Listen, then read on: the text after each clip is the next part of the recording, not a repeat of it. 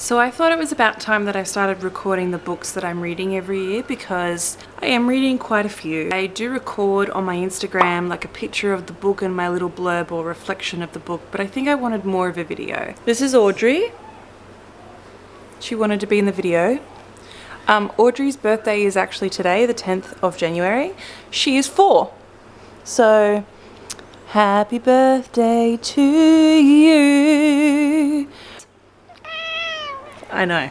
So book number 1, I read around Christmas time. This is Eileen by Ottessa Moshfegh. This one was a bit of a slow burn. This one, honestly, I didn't feel that it really picked up pace till about page 200. I have read Death in Her Hands and My Year of Rest and Relaxation. I had really high hopes for this. It had a wonderful ending. The ending felt fast. The first 2/3 of the book felt slow. The next book I want to have a look at is The House in the Cerulean Sea by TJ Klune. I did really enjoy this. This is a very cute book. It's very easy to read.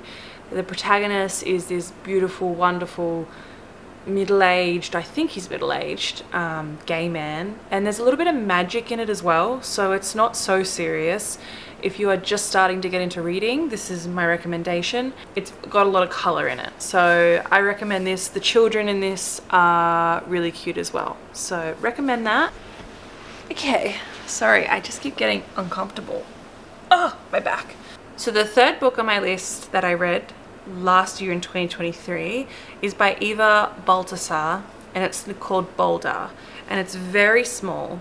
It's a little cute little small book, a novella almost, and it's based around a lady called Samsar, and she's a ship merchant. Like, she works on a container ship, and they dock and she falls in love with another woman. It's all focused around their relationship and Samsar.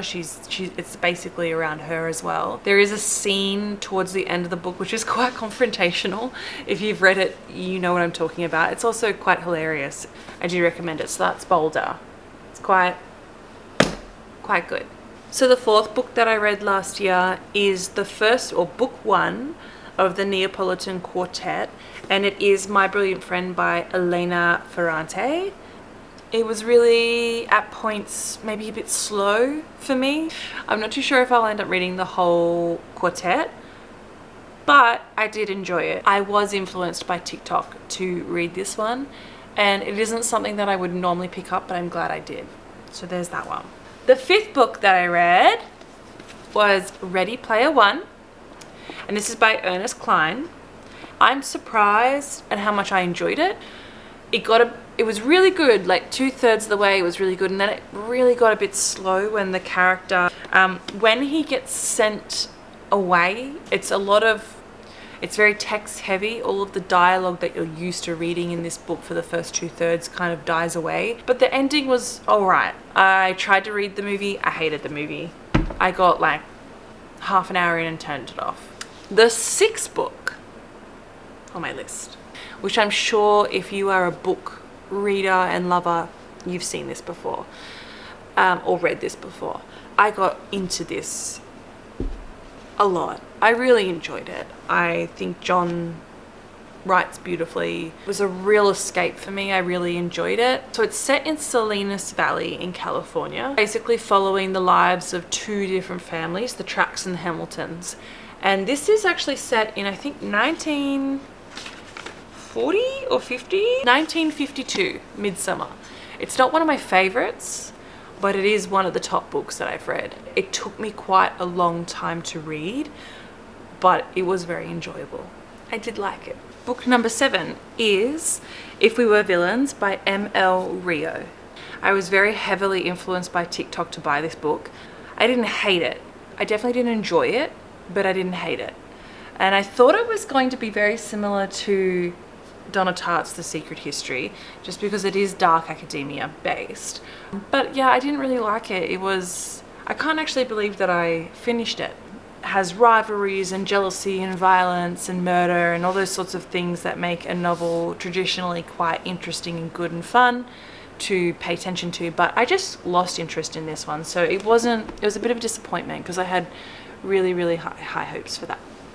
Book number 8 was Cleopatra and Frankenstein by Kokomo, and it's such a beautiful book. I think this is a wonderful edition. This might be my favorite.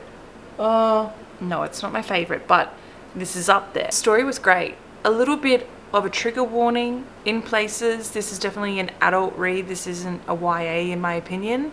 It is set in New York City, which is one of my favorite cities to have books set in, and it's basically following quite a tragic, young, messy relationship. Yeah, I recommend this. This is a good read. I quite enjoyed it. It was a nice page turner. It got me going. I was very interested to see what was next. So next is The Great Believers by Rebecca Mackay. Last year was the year for me of reading books that had split timelines, and what I mean by that is it had split timelines in different decades. I love when books really, and the author really understands the continuity of the story and loops in and out of different time zones. The Great Believers is in between, I think, 2015 and 1984, and it moves between Paris and Chicago, and it's such a beautiful story. If you liked A Little Life, you will probably like this, and it is quite confrontational, and it's a really important book. I would consider this a very important read. I think everybody should read a book about the AIDS pandemic. I think everybody should read about how much it was silenced and understand that part of our history, and just how much it affected people for generation after generation after generation, which is really evident in this book. Loved it. I don't even know what number we're up to. Is Convenience Store Woman. It's very small. It's a beautiful cover. I actually read this while I was on and off bullet trains, the Shinkansen, in Japan. The protagonist who we meet, she's 36 years old. She's never worked outside of a convenience store, and the battle that she is facing is other people kind of saying, shouldn't you be doing something else with your life? I felt very like her. I felt very like our protagonist. I sometimes felt like I didn't fit in. She feels like she doesn't fit in, and it's a beautiful story, a beautiful ending. I loved the ending. I thought it was very well rounded and very like, of course, you know? Okay, the next book that I read from last year is Hamnet by Maggie O'Farrell. I'm sure if you are a reader, you have seen this before. This was very popular when it was released. Loosely set on Shakespeare's son who died, Hamnet. So it is not about the Shakespearean play Hamlet. It is so beautifully written. There's quite a lot of despair, just the feeling of like helplessness when it comes to your child being sick. It gives you a good, it's very immersive. This is an excellent book. I loved this book. So the next book that I want to talk about is Midnight's Children by Salman Rushdie. Do your research. This is my recommendation because this is an excellent book. Okay, this is a classic for a reason. If you're not very familiar with India's history, I would look up the history of it before reading the book. That is what I did, and it really helped because I think I read like the first chapter and I was like, oh, I don't know enough. Go and do your research before you read it because you will enjoy it a lot more. I love a protagonist who's a child that has elements of magic in it. I really do. It's actually a really important book. I would highly recommend this. I read Normal People by Sally Rooney because I wanted to feel like the normal people, the regular people, and it resonated with me not at all. I get it. The prose is different. It's exciting. There's a lot of drama. I just got bored. I haven't even read, I mean, Conversation with Friends is sitting on my bookshelf, but I haven't even touched on it. Maybe I might be a bit too old, potentially. Sally Rooney is a brilliant writer, don't get me wrong. I think the story I just wasn't very memorable for me. I think that's the thing. I did finish it, so. Something that is very memorable for me and will forever go down as one of the more important books and I think eye-opening books that I have ever read is The Bluest Eye by Toni Morrison. Trigger warning, a lot of abuse that happens could and it probably will trigger some people, but it's she is such a beautiful writer. It is again through the eyes of children, of a child. We are dealing with issues of race, we're dealing with issues of abuse, our place within the world, where do we fit in, poverty, lots of different things gets touched on this relatively small book. So I recommend this to everyone. Of course, I recommend it to people who are adults. I don't recommend this to teenagers. It's quite triggering. It's very, very good. I recommend it. I'm glad I read it. That's my introduction to Toni Morrison, and I'm looking forward deeply to more of her work. This is the top book of the year for me, and this is Stoner by John Williams. I don't know why I enjoyed it so much. I think it's just like a perfect, it felt like a book should feel. Like the book felt like a book. You know, my favorite thing about the movie is like it feels like a movie.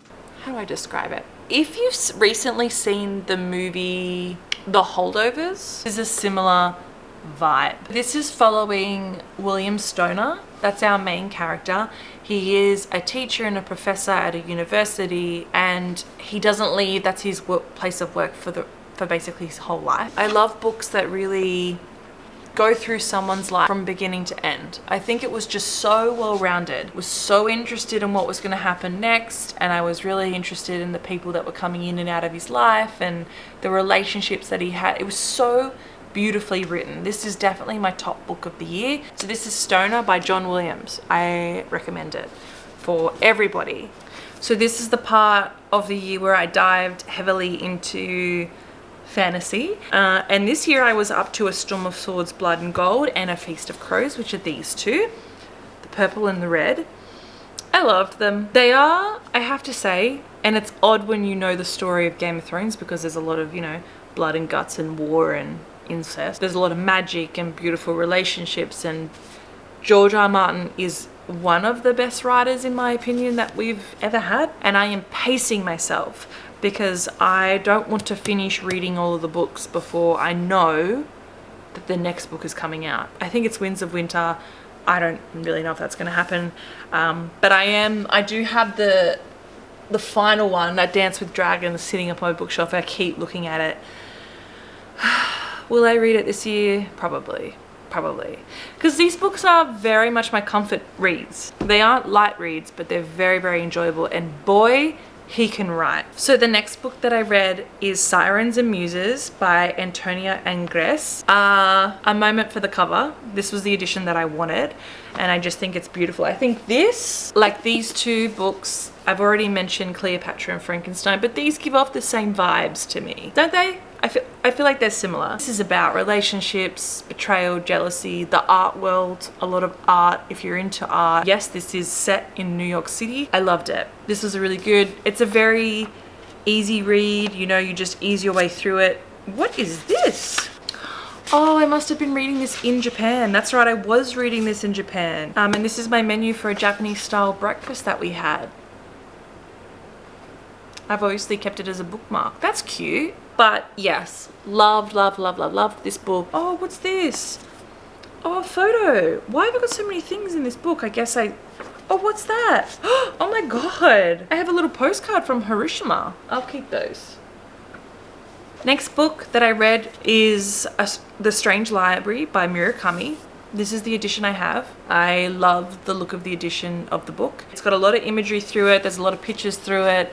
It's a very quick story. Couldn't tell you what the story's about. Absolutely cannot remember. I think it was alright. I wanted to know what it was about, and I think I was like, huh, good.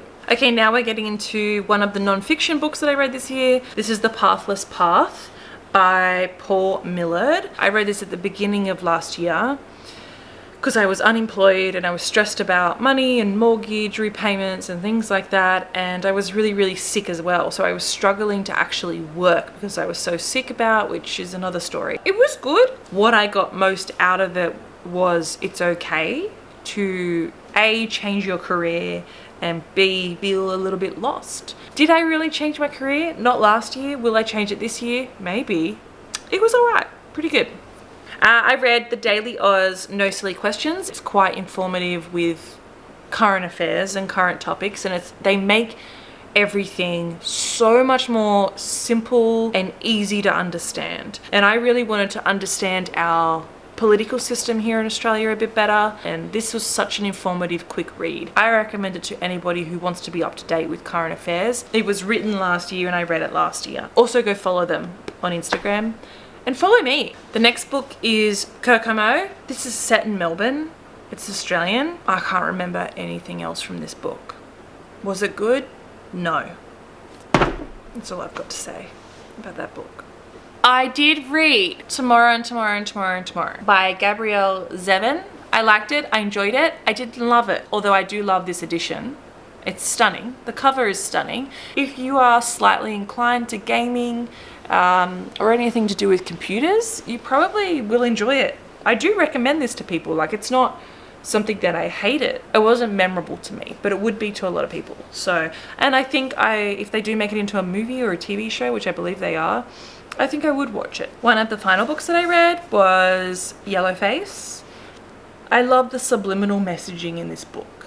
I love what this book is really about. I love that we hate one of the central characters and we follow the central character but we don't like her. Or we begin to not like her and we begin to go, you're the problem. It really describes the overarching bigger problem, which is heavily based around race and gender, in such a beautiful way. It's going to expose uncomfortable truths to you, and it's going to be kind of awkward in moments, and you're going to go, well, do I actually like the protagonist in this book or do I not? It's a bit of a mind-twisting book. I do recommend it. Did I love it? No. Did I like it? Yes. Did I think it's important? Yes. I think it's an important book to read. My second last book is On a Sunbeam by Tilly Walden. It is a comic.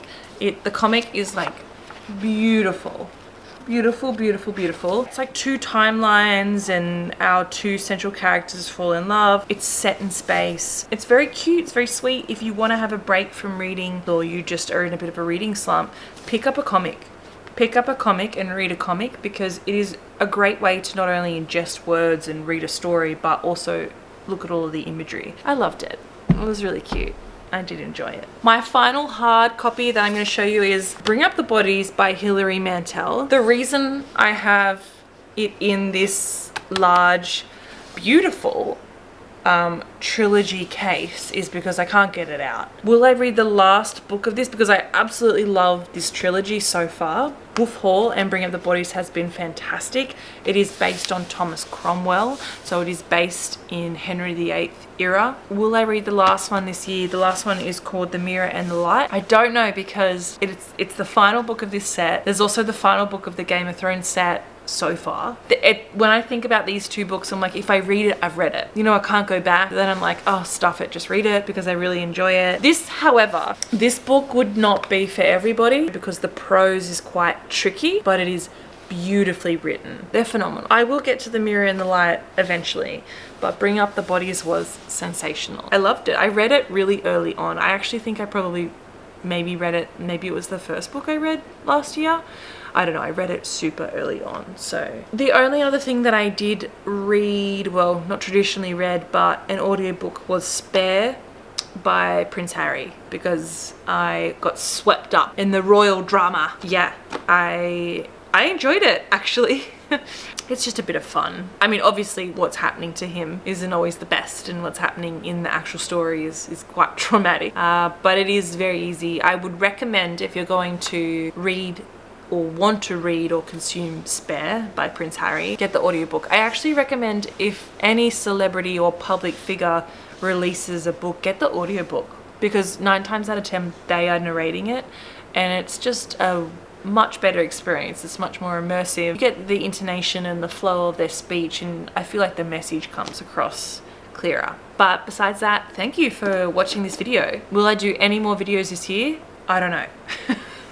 But I can't believe I found that stuff from Japan sitting in that book. There you go. Don't donate your books unless you check what's inside them, because you might have a beautiful little postcard from your trip to Japan. That's me. Thank you for watching. Thank you if you are one of the 10 people who watched this video. I will see you next time. Bye.